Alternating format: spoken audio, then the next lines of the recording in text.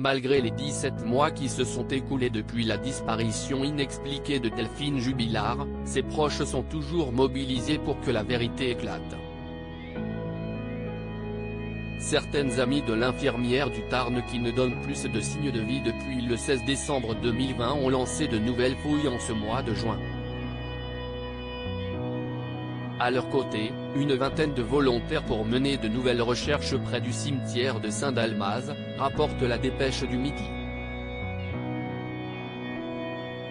Mais pourquoi avait-elle dû être stoppée?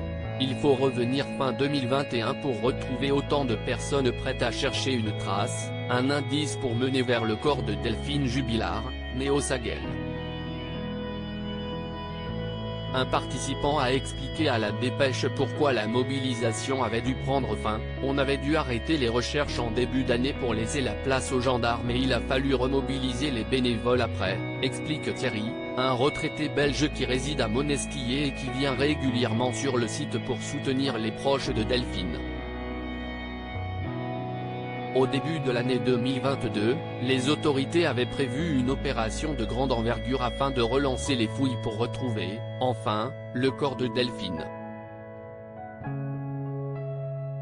L'opération, menée par les enquêteurs de la section de recherche de Toulouse, se composait de drones de haute technologie, fournis par l'Institut de recherche criminelle de la gendarmerie, IRCAG, qui sont équipés de caméras thermiques et multispectrales capables de repérer des endroits où la Terre a été retournée, précise le quotidien. Aucune faille géologique qui compose la région et rend difficile les recherches ne devait pouvoir résister à ces engins puissants. Si le contexte météorologique a retardé sa mise en place, il a ensuite eu lieu mais en vain, aucun élément probant n'a fait surface. Précédemment, d'importantes fouilles ont déjà eu lieu, en vain, par les autorités qui ont fait appel aux gendarmes et militaires. La zone d'une ferme située à 2 km de l'habitation des Jubilard a fait l'objet de nombreuses recherches puisqu'elle a été citée par un codétenu de l'accusé et par sa compagne Séverine, qui a pris ses distances depuis, comme un lieu où serait enterré le corps de sa femme.